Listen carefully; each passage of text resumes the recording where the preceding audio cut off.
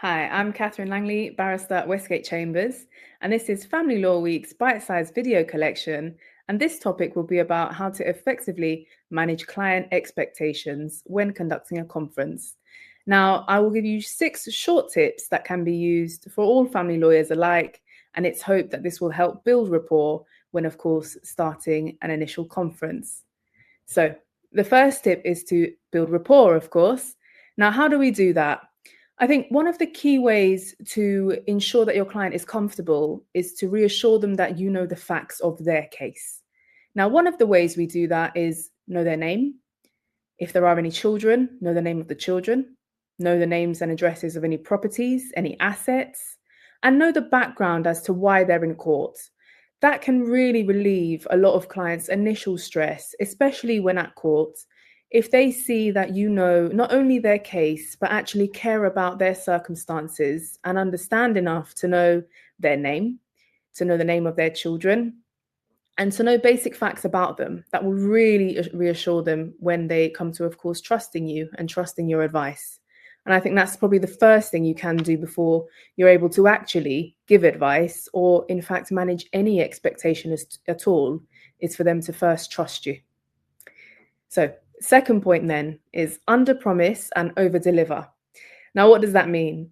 Of course, we always want to be optimistic for our clients, and nobody really likes giving harsh advice, but it's always better to under promise and over deliver than it is the other way. So that would be my second tip.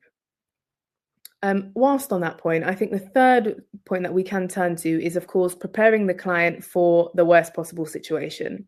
Now, we never know which way it's going to go in court. We never know which way it's going to go at all, whether in court or in settlement. The only time you really have full control is, of course, in any sort of NCDR process. So I would always say that it's important to prepare your client for the worst possible outcome and have an action plan in place as to if that inevitable thought were to come true, what would you do? What would your next steps be? How would you take action to remedy it? And where would you go from there?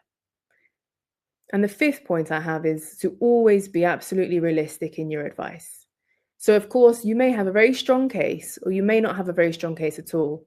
Having realistic, grounded advice as to these are our points in support, this is what we have that works for us.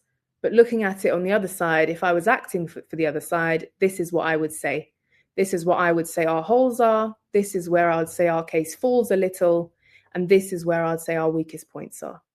Giving advice on that level not only reassures the client that perhaps what their position is, but actually identifies areas in which their arguments are slightly weaker, which can be helpful in grounding them as to the reality of what may happen, and of course, worst case scenarios.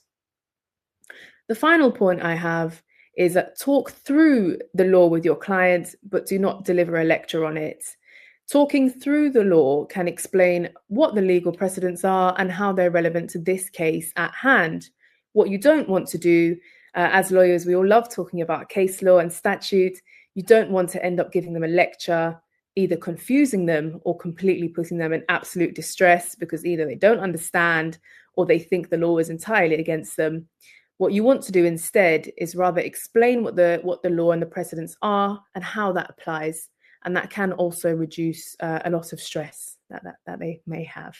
So those are my 6 points. I hope that helps when you come to consider your first conference or indeed conference before a hearing. Thank you.